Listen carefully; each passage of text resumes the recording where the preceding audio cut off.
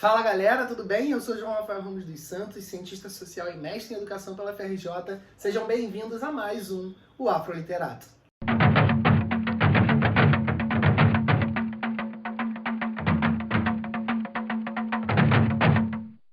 E no programa de hoje a gente vai falar sobre o livro da Nilma Lino Gomes, O Movimento Negro Educador, Saberes Construídos nas Lutas por Emancipação. E a gente já começa falando sobre a autora. A Nilma Lino Gomes é mineira, ela nasceu em Belo Horizonte em 13 de março de 1961. E ela vai se transformar na primeira mulher negra a ser reitora de uma universidade, no caso a Universidade Internacional da Integração da Lusofonia Afro-Brasileira, a Unilab, para quem não conhece. A carreira dela, inclusive, vai culminar em 2015 com ela sendo chamada para compor o Ministério das Mulheres, da Igualdade Racial e dos Direitos Humanos pela ministra Dilma Rousseff, cargo que ela vai manter de 2015 até 2016, com o golpe de 2016 que tira Dilma Rousseff do poder. A trajetória acadêmica da Nilma Lino Gomes vai passar por pessoas importantíssimas como Kabengele Munanga, orientando ela. Depois ela vai para a Universidade de Coimbra ser orientada por Boaventura de Souza Santos, que são duas grandes referências do trabalho da Nilma Lino Gomes, e que inclusive o Boaventura de Souza Santos é a principal referência com a qual ela vai discutir ao longo do livro o movimento negro educador. E aí a gente já começa a construir essa ideia do que seria o movimento negro educador, mas primeiro a gente precisa falar um pouquinho que esse é um livro que apresenta conceitos de maneira muito a partir de uma dualidade, que pode ser até marxista nesse sentido, né? De pensar essas dualidades. Isso vem muito do debate da Nilma Lino Gomes com Boaventura de Souza Santos, e a primeira delas é a relação entre a sociologia das ausências e a sociologia das emergências. Vocês estão vendo aí no quadro. Essa é a construção de saberes que vão propor a emancipação, né? Primeiro a gente precisa reconhecer a sociologia das ausências dentro do paradigma de Boaventura de Souza Santos. As ausências, elas são produzidas como tal, né? As ausências, elas são construídas a partir de um discurso, a partir de uma narrativa, enquanto as emergências, elas existem justamente para suplantar de alguma maneira essas ausências que foram criadas. Os saberes, então, emergentes é o que vão surgir de populações minorizadas, de populações invisibilizadas, a exemplo da própria população negra, e é isso que nos ajuda a começar a compreender o movimento negro contemporâneo, sobretudo como um movimento negro educador também.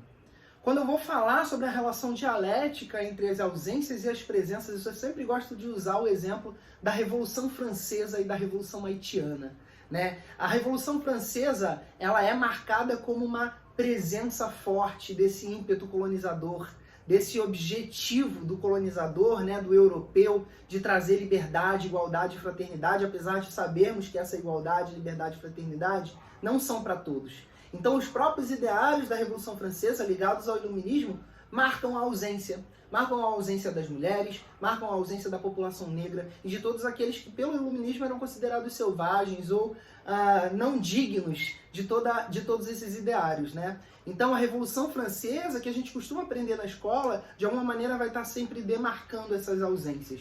Enquanto a Revolução Haitiana demonstra a presença, a emancipação, a agência. A Revolução Haitiana, inclusive, ela vai acontecer a partir dos mesmos ideários da Revolução Francesa. O Bourkman e alguns outros revolucionários no Haiti, então colônia francesa, né, vão ver na Revolução Francesa, inclusive, uma oportunidade para trazer liberdade, igualdade e fraternidade para o povo haitiano, para o povo colonizado, para o povo negro. Então ela vai ser uma das maiores revoluções de escravizados nas Américas, e elas marcam as presenças. Então, se de um lado nós temos as ausências, a produção da sociologia das ausências, a gente tem a produção da sociologia das emergências.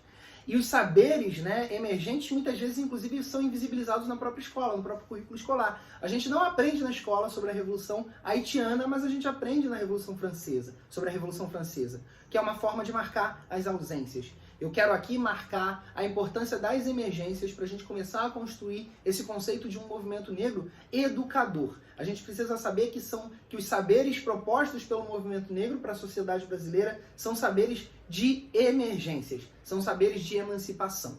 Ao longo do livro, A Nilma Lino Gomes ela vai mostrar essa pedagogia das emergências que vai surgir justamente dessa relação de educação, né, proposta pelo movimento negro contemporâneo, e que vai ser um agente político. O movimento negro contemporâneo ele é um agente político que vai estar mediando a relação entre a comunidade negra, entre a escola e a sociedade como um todo. Daí a importância dos ganhos que o movimento negro contemporâneo vai garantir para a sociedade a partir de uma constelação de saberes. São esses saberes emergentes, inclusive, que vão propor uma reeducação da sociedade como um todo relacionada às relações raciais no Brasil, por exemplo. Outra coisa que a gente precisa focar na obra da Nilma Lino Gomes, no movimento negro educador, é essa relação da existência de uma tensão entre regulação e emancipação nos processos de produção de conhecimentos e saberes. O que a Nilma Lino Gomes e o Boaventura de Souza Santos, em diálogo, né, vão tentar nos mostrar de alguma maneira? Que existe, aí eu sempre gosto de usar o exemplo do próprio currículo escolar, né? Os espaços de regulação, eles dão conta de supostos espaços de emancipação que agora, na verdade, ao invés de se constituir como o outro, ou seja, como a alternativa à regulação, a emancipação vai agir como uma irmã da regulação. O exemplo do currículo escolar é um bom exemplo. Por quê? Porque a gente consegue perceber em determinados momentos do currículo escolar dias ou datas temáticas para a gente falar. É o 19 de abril para a gente falar da cultura indígena, é o 13 de maio, 20 de novembro para a gente falar da cultura negra, né? Então a gente não pode reclamar que não existe uma diversidade nos currículos se esses dias temáticos eles são utilizados dentro das escolas. No entanto, a gente tem uma lei, que é a Lei 10.639 de 2003, que obriga o ensino de História e Cultura Africana e Afro-Brasileira nas escolas. Ela foi revisada pela 11.645 de 2008, que inclui os saberes indígenas também, a história e cultura indígena. Então, a gente percebe que esses são temas que devem figurar nos currículos escolares ao longo de todo o ano escolar, e não devem ser apenas temas ou questões a serem incluídas no currículo, né?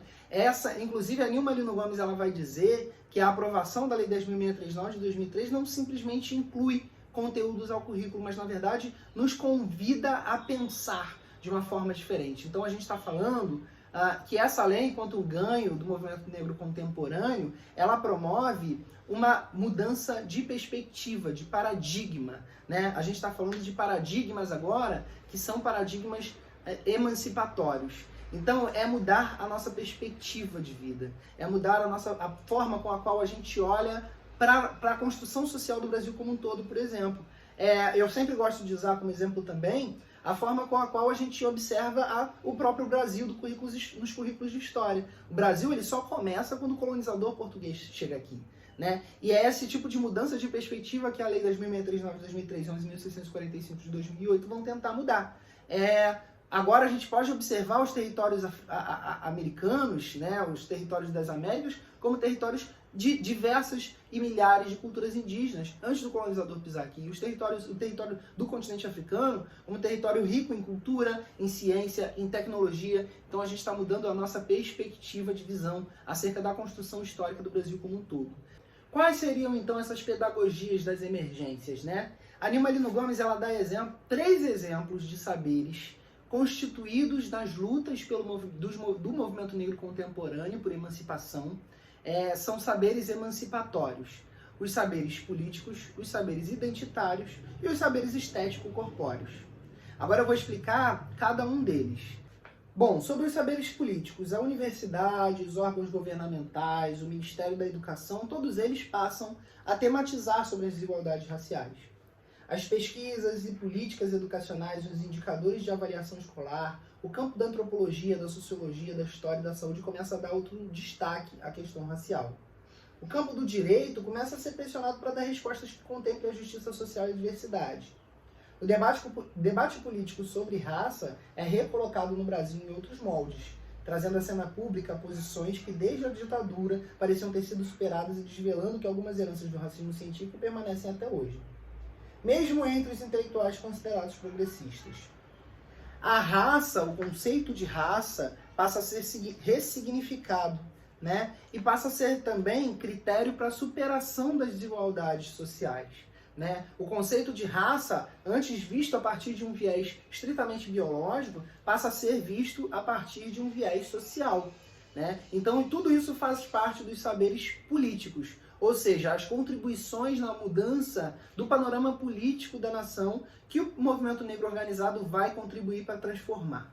A própria questão, sobre a própria questão racial no Brasil, ela vai sendo transformada na medida em que o Estado reconhece que existe racismo no Brasil, que o racismo é sim uma herança da escravidão, racismo estrutural como um todo, e as próprias instituições passam a acionar mecanismos de ações afirmativas, como as cotas raciais, por exemplo, para a entrada de estudantes negros e negras. Então a gente está falando aí das universidades públicas federais, as universidades públicas estaduais, e as próprias repartições públicas passam a adotar também as cotas raciais como sentido, o sistema de ação afirmativa como foco a, de alguma maneira, mitigar as desigualdades raciais no Brasil. E agora a gente fala sobre os saberes identitários. E aqui é importante que a gente compreenda que a partir da década de 70, o próprio debate sobre raça e cor no Brasil passa a ser ressignificado também, principalmente a partir da adoção das categorias de cor e raça pelo IBGE, né, que são as 5 categorias de cor e raça: preto, branco, índio, amarelo e pardo, né? As 5 categorias de raça e cor passam a ser adotadas oficialmente e servir de base para todos os questionários e para todas as pesquisas realizadas pelo Instituto Brasileiro de Geografia e Estatística, né? Isso é muito importante porque a partir dessa adoção dos critérios dessas categorias de raça e cor é que a gente vai conseguir buscar dados sobre as desigualdades raciais no Brasil. Os saberes estético-corpóreos, então, eles são pensados aqui no que se refere à corporeidade, entendida como corpo em movimento, suas potencialidades, simbolismos e representações. Apesar de o Brasil ser uma sociedade marcada pela corporeidade como uma potente forma de expressão cultural, nem todos os corpos e seus sujeitos são vistos e tratados no mesmo patamar de igualdade. Nesse processo, o corpo negro ainda vive situações que exigem a superação da visão exótica e erótica que sobre ele recai, oriunda da violência escravista, alimentada pelo sexismo, pelo machismo e disseminada pelo racismo. Então a gente está falando aqui de uma nova relação que se constrói a partir do conhecimento do corpo enquanto corporeidade. A corporeidade aqui ela é vista por mim como um dos saberes civilizatórios afro-brasileiros. E a corporeidade ela vai trazer esse elemento de simbolismo. O corpo negro ele está presente e a ausência do corpo negro em determinados lugares vai começar a causar incômodo, né? Como nas grandes empresas, e a gente tem discutido isso abertamente recentemente, né? A partir daquela foto da XP Investimentos, que mostra um monte de funcionários todos brancos. A ausência do corpo negro, ela representa um dos elementos do racismo estrutural. Daí os saberes identitários, daí os saberes estético-corpóreos. A gente sabe agora que cada vez mais é necessário a nossa presença nas universidades, é cada vez mais necessário a nossa presença nas grandes empresas, é cada vez mais necessária a presença do corpo negro, a partir do conceito de representatividade, né? Dentro da mídia, dentro das novelas, dentro dos telejornais, enfim, dentro dos noticiários, enfim, dentro dos programas em geral e dentro da mídia em geral também. Isso a gente parte, né? Eu nem uso tanto o conceito de representatividade aqui, eu uso o conceito de saberes estético-corpóreos mesmo. É essa presença que está sendo requerida, essa presença que está sendo mudada. Tudo isso está sendo realizado a partir dos saberes emancipatórios do movimento negro contemporâneo, né? Daí a ideia do movimento negro educador. E aqui eu já vou entrando no final da nossa resenha para explicar esse conceito do movimento negro educador. O movimento negro contemporâneo, ele vem pelo menos desde a década de 70 reeducando a sociedade nas relações étnico-raciais, fazendo com que a sociedade compreenda as mazelas do racismo estrutural, fazendo também com que a sociedade transforme a forma com a qual a gente observa o racismo. Se a gente se lembrar, até a década de 70 existia um mito. O mito da democracia racial ele figurava de maneira muito forte no imaginário social brasileiro, no pensamento social brasileiro, e quebrar isso foi tarefa do movimento negro organizado, do movimento negro contemporâneo. A gente entra no campo da educação e elege o campo da educação como campo de privilégio para a reeducação da sociedade, para a revisão do papel do negro na história do Brasil, por exemplo, e a gente transforma a educação a partir da legislação, da Lei 10.639 de 2003 e 11.645 de 2008. Né? Então todos esses são saberes emancipatórios afro-brasileiros, marcados aí pela a contribuição da Nilma Lino Gomes. Fica aí então de dica o livro Movimento Negro Educador. Essa resenha, ela é uma resenha que não representa o livro inteiro, então eu convido vocês a lerem a obra, a comentarem aqui. Inclusive, me sigam nas redes sociais, no Instagram é @ojoãorafael, com PH, tá aqui embaixo para vocês. Me sigam no Instagram também, eu produzo muito conteúdo lá pro TikTok também, então é @0joãorafael, tá aqui desse ladinho também. Sigam a gente nas redes sociais, a Dincra Produções, o Jornal Diáspora Negra. Eu gostaria de finalizar, inclusive, agradecendo a SESEC, a Secretaria de Cultura e Economia Criativa do Estado do Rio de Janeiro, que está patrocinando esse programa a partir da Lei Aldir Blanc do Estado do Rio de Janeiro. Muito obrigado, pessoal. Eu espero muitos comentários aí, espero que a resenha tenha sido bacana e proveitosa para vocês. A gente se vê no próximo Afroliterato. Ubuntu e até a próxima.